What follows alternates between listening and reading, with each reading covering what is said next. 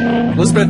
Thank you, Steve. Well, the measles outbreak continues to spread. There are now over 110 cases in 16 states. And now some parents are against getting their children vaccinated, have actually come up with another plan. Measles parties. That's where kids who haven't received their shots mix up with infected children to so-called build up their immunity. Sounds kind of crazy, right?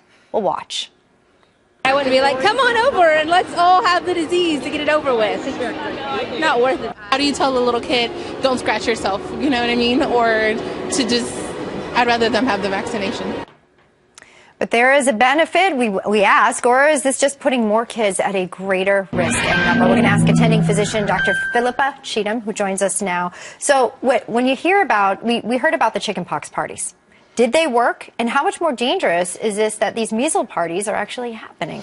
Well, it's a great question, and this whole idea of measles parties actually came from the idea of pox parties that were started in the 1980s to mix children who had chickenpox with children who did not have chickenpox to try and increase exposure as a way of building up natural immunity. And that's what happened in the 1980s. And unfortunately, we're seeing a resurgence of this with measles because parents are very concerned about the risks of vaccination, particularly this link with autism, which has been completely discredited. We must emphasise that vaccination is safe and effective, but understandably many parents are still very concerned about this association with autism, which actually came out from a study in the 1990s, Sure. which was completely flawed. How dangerous are these measles parties right now, and who's most vulnerable? Well, the problem with measles, we know that measles is highly contagious, and we know that if you have good vaccination, the vaccination is very safe and very effective.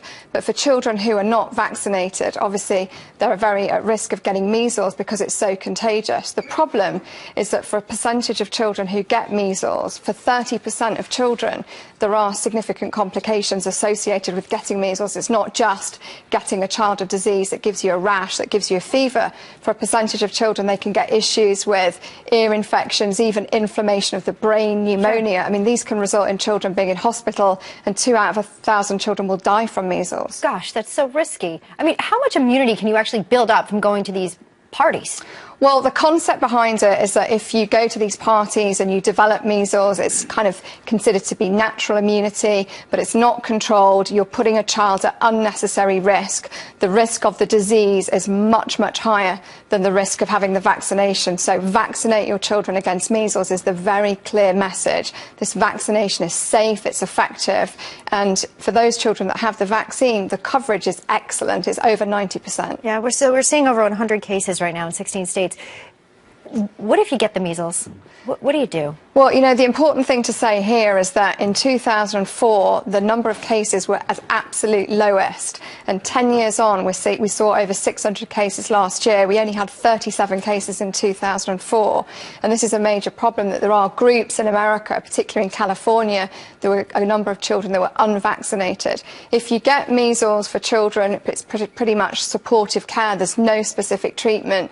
So it's fluids, we don't give antibiotics, but we give anti-inflammatories for when there's a big problem. But supportive care when you have it, but prevention, of course, is the key. Wow. Dr. Cheetham, thank you for being here and spilling some sense into this entire discussion. Thank you. No measles party for us. Thank you.